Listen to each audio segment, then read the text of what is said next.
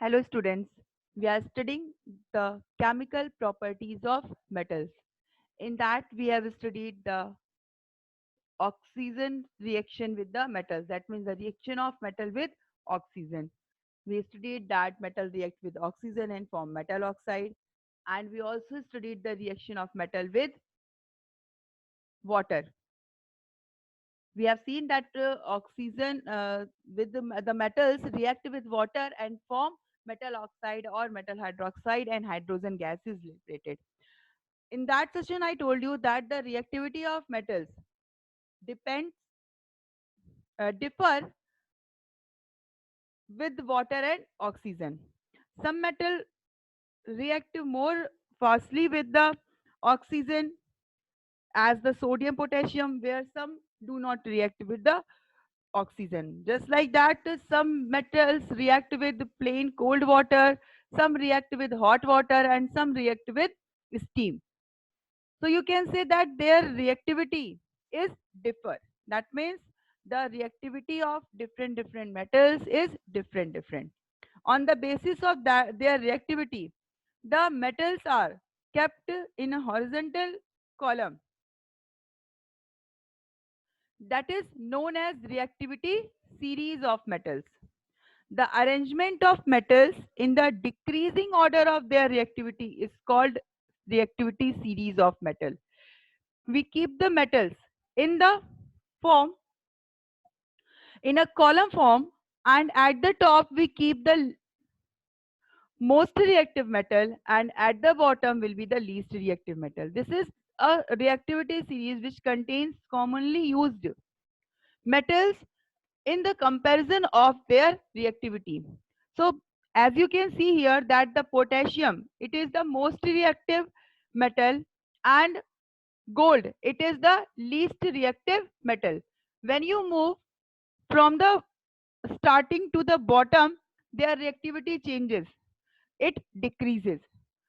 At the top the most reactive metal is there, after that less, then less, and at the last the metal is situate the metal which is situated is least reactive metal. This is known as reactivity series of metal. By this series you can identify which metal is more reactive and which metal is less reactive. As if you have to compare between zinc and sodium, so clearly you can say that sodium is more reactive and zinc is less reactive. Now where this reactivity series is useful, this reactivity series is useful in the equations where metal react with the salt of another metal.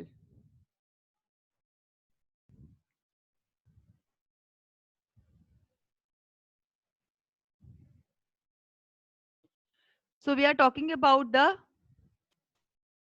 less reactive and more reactive metals. So if the reaction takes place between a more reactive metal and with a less reactive metal salt. As you can see here, zinc is reacted with the salt of copper. Then what will happen, as the zinc is more reactive, it displaces copper from its salt solution and takes its place. Zinc reacted with copper sulfate, and then it forms zinc sulfate and copper is liberated. So as you can see here that zinc has kicked out copper from its salt solution and takes its place. This type of reaction is known as displacement reaction. If you have to define displacement reaction, you can say that in displacement reaction, a more reactive metal displaces a less reactive metal, but a less reactive metal cannot displace a more reactive metal.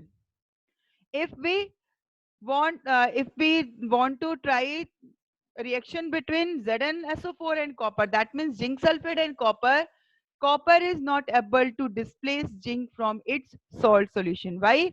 Because in the reactivity series which we have studied, the zinc is more reactive than the copper. As you can see here it is shown reaction of metals with metal salt solution. A more reactive metal displaces a less reactive metal from its salt solution. Magnesium displaces copper from copper sulfate because magnesium is more reactive in the comparison of copper. Zinc displaces copper from copper sulfate solution because zinc is more reactive than copper.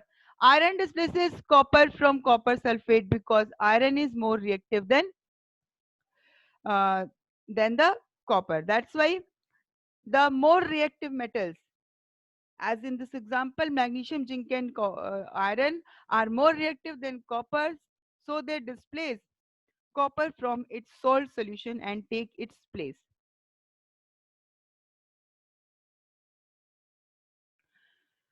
Just have a look here in the figure. In this test tube, we have taken the copper sulfate solution, and the color of the copper sulfate solution is blue. When we add magnesium powder in this, reaction takes place, and as a result, the product which is formed is magnesium sulfate, which is colorless. So before the reaction, the color in this test tube is what? It is of blue color, and after the reaction, this blue color disappears because the copper sulfate is changed into the magnesium sulfate, and we can see the pieces of copper here in the test tube. Just like here, this is the uh, display of this reaction of iron and copper sulfate. In the copper sulfate, which is of blue color, we have kept one iron nail, and as a reaction between this, the iron sulfate is formed. Because of that, the blue color of the copper sulfate disappears, and on this iron nail we can see the deposition of copper. Here it is of this color, and here because of the deposition of copper it become brownish. So these two are the experiments which show that magnesium and iron, as being the more reactive metal, displaces copper from its metal salt solution.